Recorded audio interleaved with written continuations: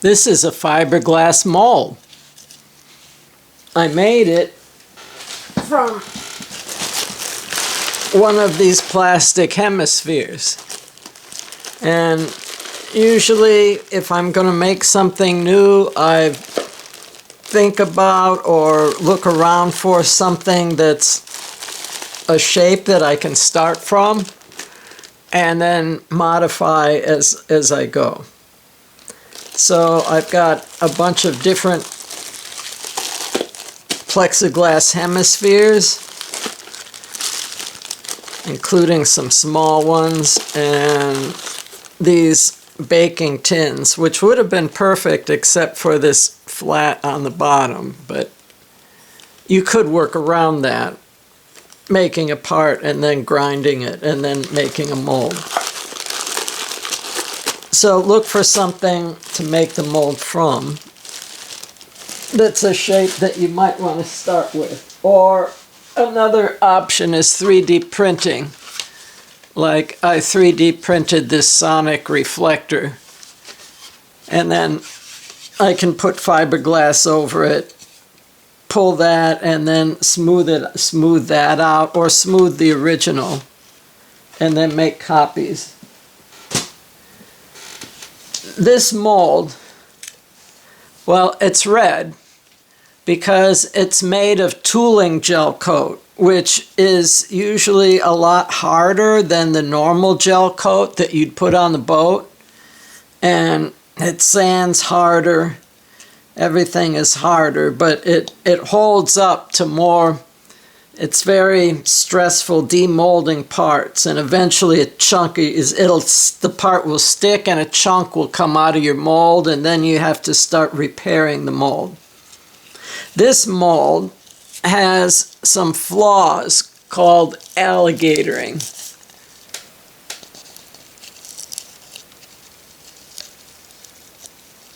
Trying to turn it so that the light shows it.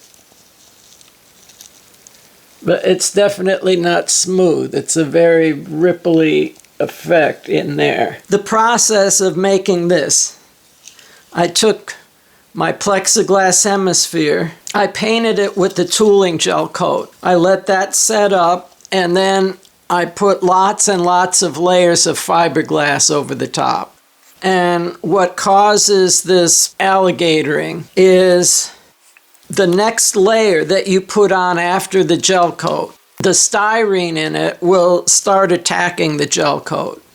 And you want that next layer to harden real fast before the styrene soaks in and starts doing this to your gel coat. So when you make a mold, the gel coat goes on the object you're copying first. And then the first layers of fiberglass, you want to mix in a lot of hardener so that it hardens extremely fast so that it doesn't attack your gel coat. And it's so disappointing when you find the alligatoring because you don't see it while you're putting on all these other layers and doing all of the work to make the mold solid. You only first see it when you pull this off of the thing you're copying.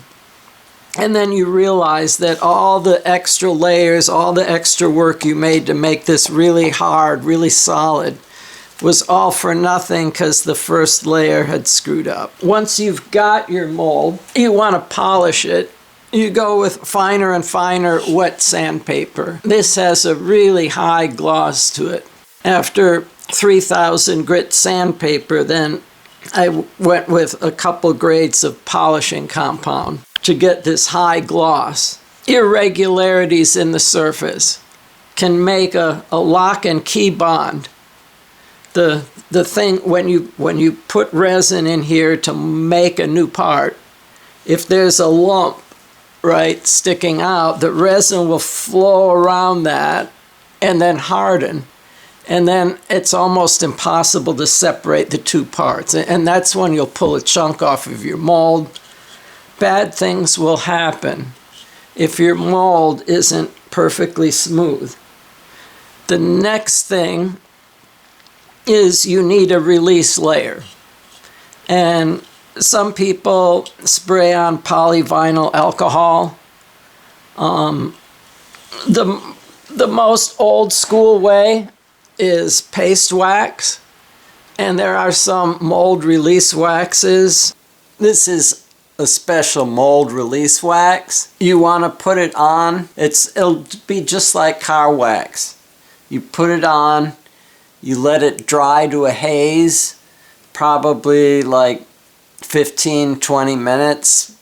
I usually let it go longer because any thick spots take a little bit longer to dry, and you want all the solvents to flash off before you buff it, which is the next step. You take a clean cloth and then you're going to rub it off, and you'll be rubbing off some talc for like polishing it and some excess wax, but it'll leave behind a good layer of wax. The mistake a lot of people make is to put another layer of wax on right after that. You really want to let that coat of wax harden. It'll evaporate the last of its solvents and get a bit harder. And give it about an hour. And then you can come back in and rub another layer of wax on. Wait your 15 minutes or so for it to haze over and buff again, and then another hour's wait. So it's going to take you at least an hour and a half for each layer. This is going to be a lot more difficult to separate than the molds I made with packing tape. And so I'm going to put at least 2 layers of blue painter's tape, or any kind of tape really, along the edge here. After I've laid up my fiberglass over this, I can get a wedge in between the layers of tape. That'll be a weak point. And then I can shove the wedge in and start separating the part from the mold. It's time to buff the wax off. And I'm going to use several paper towels. The first one, you can feel a lot of resistance because wax is coming off on the towel. And you flip it over, and at first it feels smoother, but then bogs down again because the towel has wax on it. So then you switch to a clean towel. And wow, it really slides around in there good now.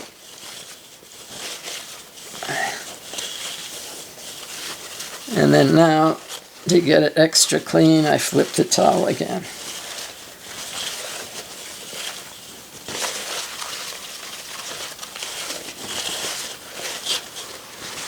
And now, the next step is creating an area at the edge where I can release the part after it's been made. And I'm going to use some of this blue painter's tape. This is easy. You just wanted to make a hemisphere. So you found a hemisphere and copied it.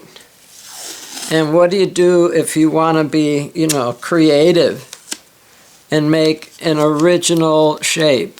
What you do then is you get one way is to get some foam and carve your shape in foam if it's pretty big.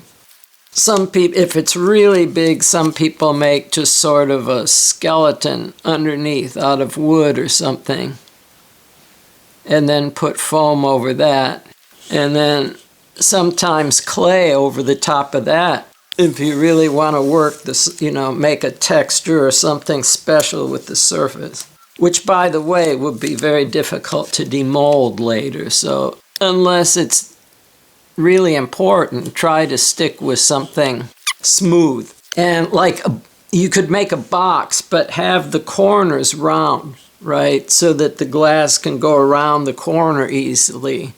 And also, those 2 parts will pull apart easier.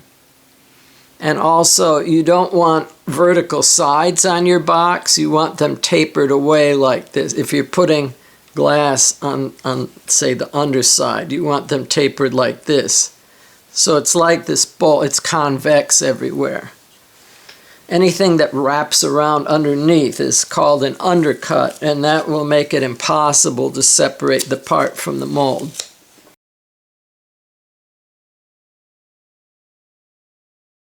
So that's the first layer of tape. And I've got it wrapped around the edge here and stuck to the underside of that flange. And now I'm going to put another layer of tape, and this one I'm going to let hang out over the edge, like before I wrapped that one around.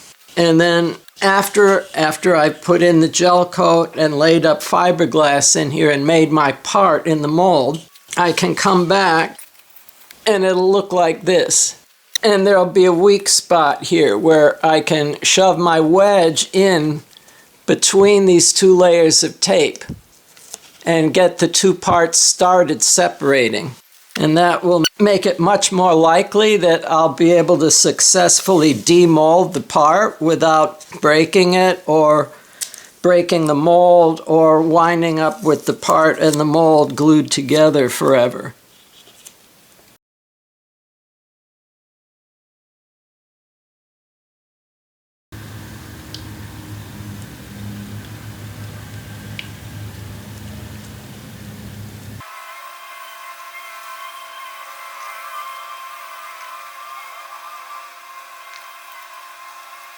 See, it's setting up in the cup, so I know this is pretty much the end. This is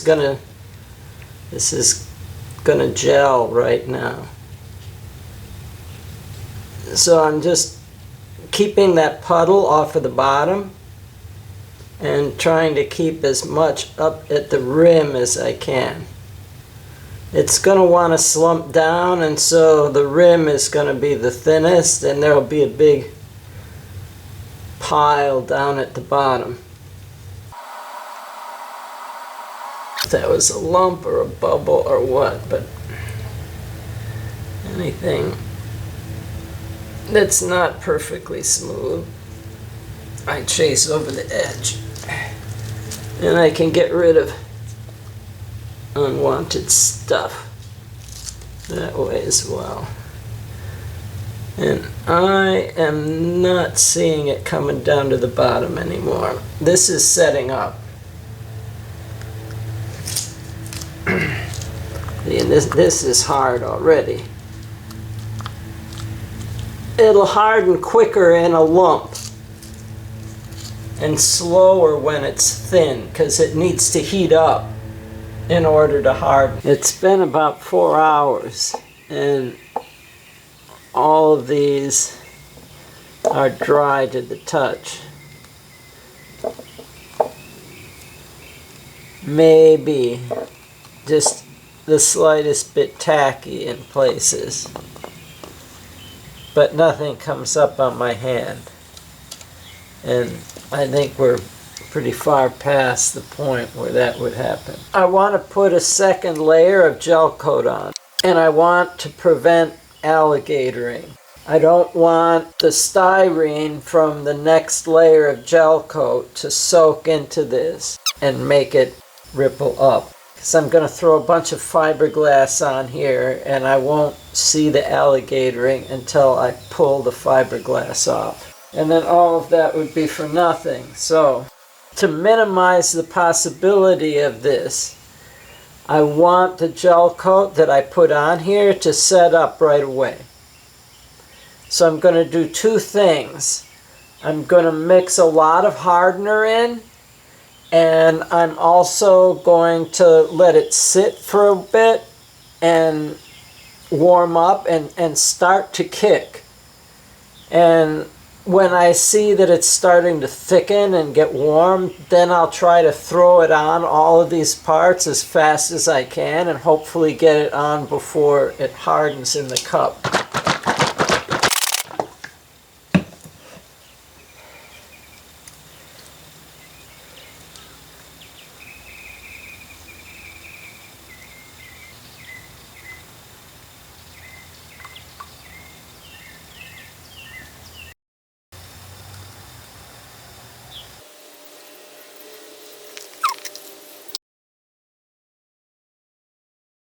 The syringe holds 3 cc's. These 10-ounce cups hold about 300 cc's. So 1 cup of resin or gel coat and 1 syringe is 1%. And 2 syringes would be 2%. And that would be as much as I'd put in normally.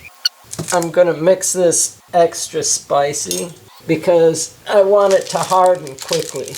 I do this to pull any loose fibers off of the brush so they don't wind up in the gel coat. The first layer is the most critical. After the gel coat and then putting on layers of fiberglass after that, it's not that big of a deal. But fibers from your brush in the first layer are the worst. Okay, and so this is the hardener. And I guess I'm gonna put in 1. 2 would be normally kind of a lot. 3, maybe more. 3.5. And even with this much hardener in it, it's not gonna kick right away. I'm gonna mix it for at least 20 seconds. And I'm turning the cup one way against the direction that I stir. And I'm stirring from the bottom up to the top, just trying to mix it as much as possible. It's pretty well mixed. I'll try not to get too much air mixed in with it. And I'm not gonna brush it on right away. I'm just gonna sit here and stir it and play with it. When it starts to get warm and the viscosity is noticeably thicker, that's when it's time to be in a big rush and get it on as fast as possible. Kind of playing chicken with it here, because I don't want to wait too long. I can definitely feel it getting warmer. I thought I was imagining it, but yeah, it's definitely warmer.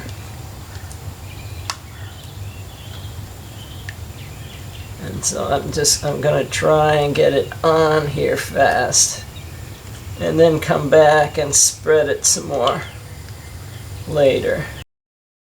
Putting it on up high around the rim where I know it's gonna run off of. There will be plenty down in the bottom. That's not gonna be the problem. Things are starting to stick and move now, so this is setting up. It's setting up right now. So I'm not going to disturb it anymore. I am a little concerned with the spot right there. It almost looked like I did that touching it too late in the process with the brush. I'm not sure.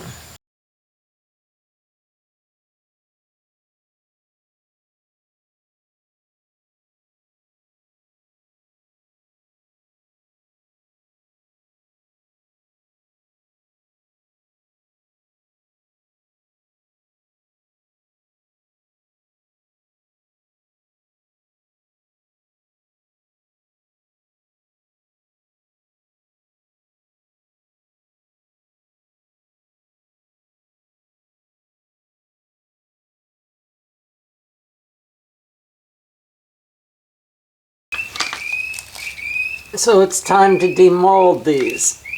And remember how I put 2 layers of tape here so that I can shove a wedge in between there. And I can feel that lift. And so now I can get another wedge next to it, and that loosened this up a lot. Matter of fact, that's it. That's done. That's going to come right off. And there is a brand new part. Okay, this is the one that I thought maybe might have some alligatoring on it.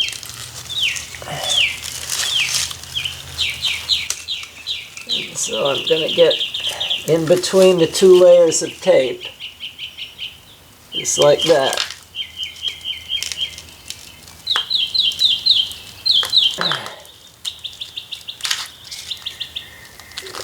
And then another one next to it.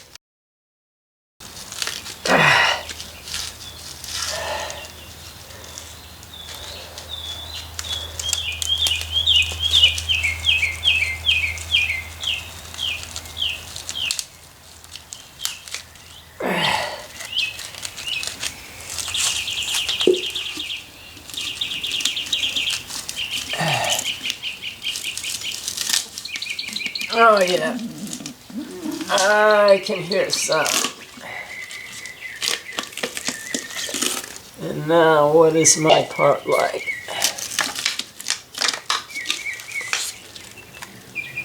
Yay, no alligators. What a nice looking part that is. And these parts are the front of the speaker where the actual driver screws to it. Oh, that went in easy. One right next to it. Not bad. And there's the crack. And another beautiful part.